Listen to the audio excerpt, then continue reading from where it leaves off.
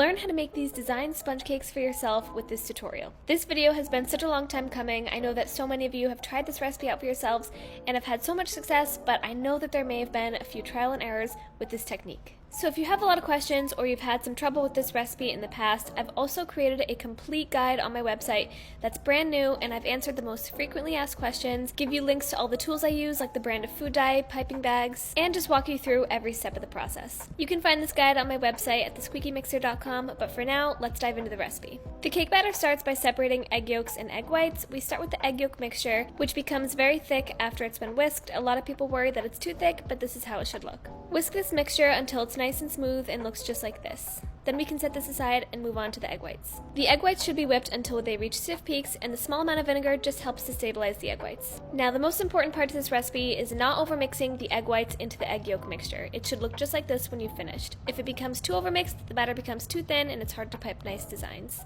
Use that sponge cake batter that we just made to make all the colors you need. You only need a few tablespoons per color, but of course this depends on the design that you're making. And again, in the complete guide on my website, I go in detail about gel versus liquid food dye, what brand of food dye I use to get such vibrant colors, what kind of piping bags I use, all of that stuff that you need to know. For most of my designs, I use a black outline. I just think it makes the design look more sharp.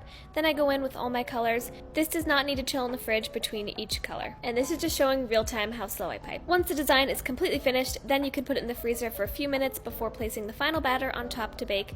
This only bakes for about 10 minutes. The parchment is peeled off right when it's hot out of the oven. Then once the cakes have cooled, you can assemble. Check out my complete guide on my website to answer everything else you need to know.